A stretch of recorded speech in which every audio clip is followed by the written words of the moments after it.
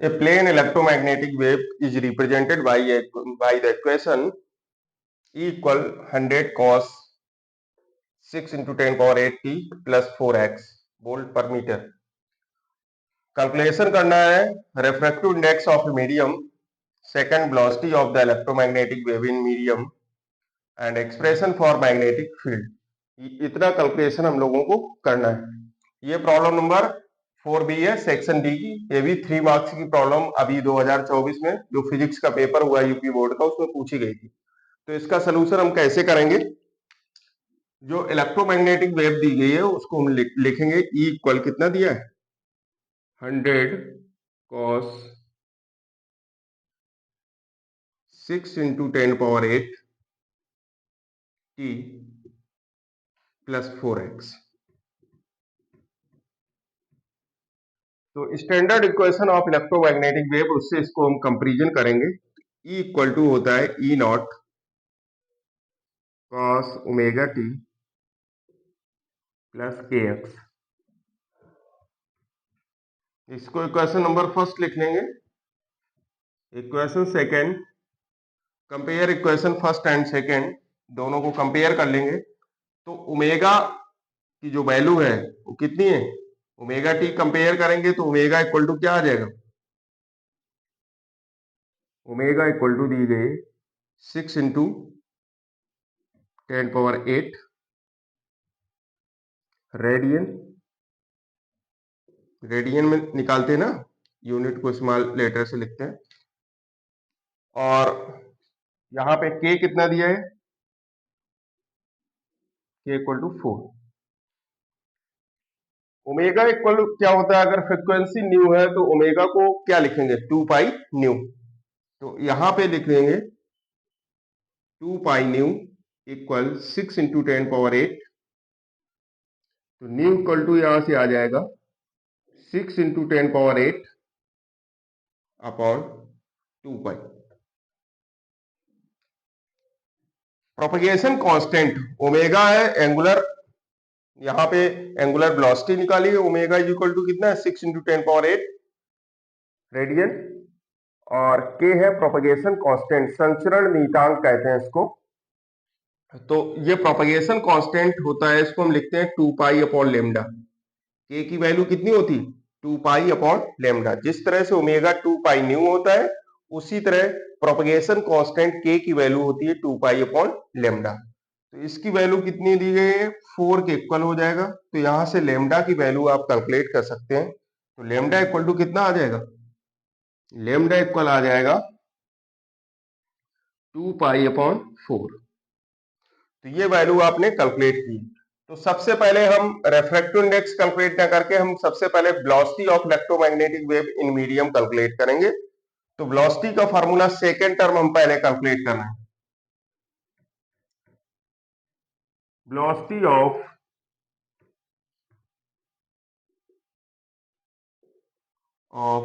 EM wave, electromagnetic wave, EM wave. तो velocity कितनी होती है v is equal to nu lambda, v equal to nu lambda. तो v equal to value, nu की value आपके सामने है कितनी है, वेलोसिटी इन मीडियम है, मीडियम के लिए वेलोसिटी है ये फॉर मीडियम, इसलिए इसको हम bm लिख दिया सफिक्स में, मीडियम की वेलोसिटी है। तो न्यू की वैल्यू है 6 into 10 power 8 upon 2 pi into lambda कितना दिया गया 2 पाई अपॉन 4, 2 पाई अपॉन 4। 2 पाई से 2 पाई कैंसिल हो जाएगा, कैंसिल होने वाले टर्म 2 पाई से 2 पाई कैंसिल, और 4 से 6 कैंसिल हो जाएगा, कितना आ जाएगा 2 दूनी 4, 2 3 6। तो 2 से डिवाइड कर लेंगे तो यहां से bm इक्वल आ जाएगा 1.5 इंटू 10 पावर 8 मीटर पर सेकेंड। ये आपने कैलकुलेशन किया है, सेकेंड टर्म का कैलकुलेशन आपने कर लिया, आपने कैलकुलेट कर लिया कितना वेलोसिटी ऑफ इलेक्ट्रोमैग्नेटिक वेव। तो ये वेलोसिटी आपने यहाँ पे कैलकुलेट कर ली। अब आपको कैलकुलेट करना है रेफ्रेक्टिव इंडेक्स। तो रिफ्रैक्टिव इंडेक्स आप कैसे कैलकुलेट करेंगे? तो ये टर्म हम यहाँ पे साफ किए दे रहे हैं, आपने ये नोट कर लिया होगा, ये जो कंपेयर किया है, तो इतने टर्म को हम साफ किए रहे हैं। अब यहाँ पे इसका फर्स्ट टर्म जो हमें कैलकुलेट करना है, हमने पहले सेकंड टर्म कैलकुलेट किया है, इसका कैलकुलेशन हो गया। अब ये कैलकुलेट करेंगे रिफ्रैक्टिव इंडेक्स। तो फर्स्ट इसका क्या है? Refractive index, refractive index of medium. Medium का रिफ्रैक्टिव इंडेक्स आपको कैलकुलेट करना है। रिफ्रैक्टिव इंडेक्स होता क्या है? n equal to velocity of light in vacuum upon velocity of light in medium. तो वैक्यूम के लिए वेलोसिटी ऑफ लाइट कितनी होती है? c।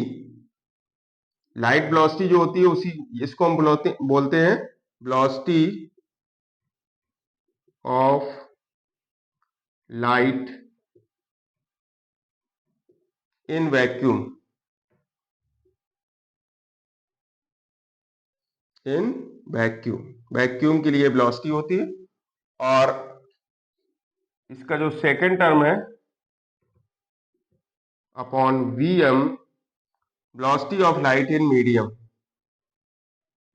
Velocity of light in medium.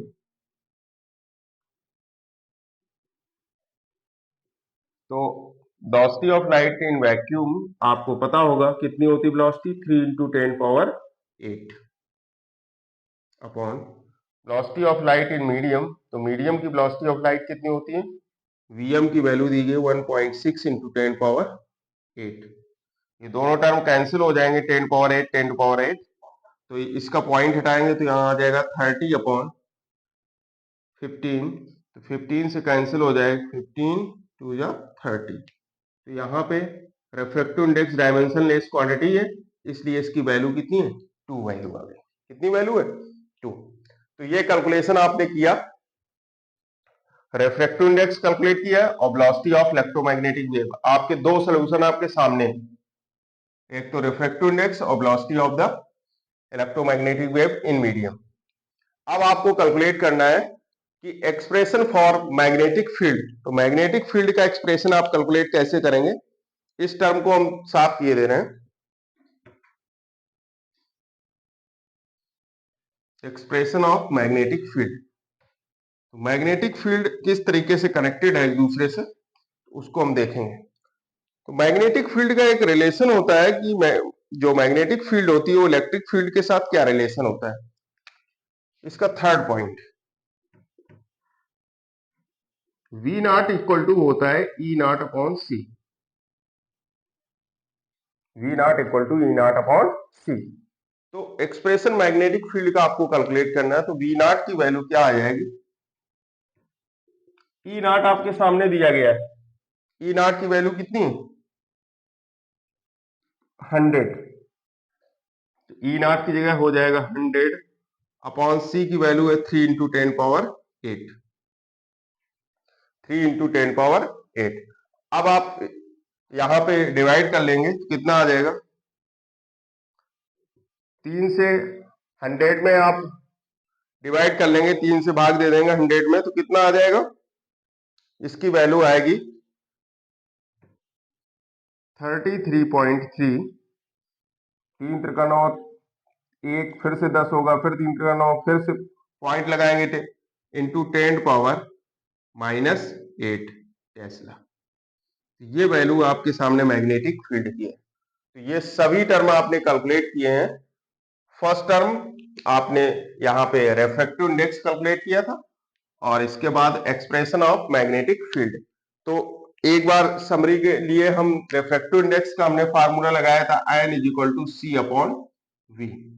V था मीडियम की वेलोसिटी, और जब velocity of electromagnetic wave calculate किया तो यहां हमने कैलकुलेट किया था मीडियम की जो वेलोसिटी थी Vm equal to nu lambda फार्मूले से।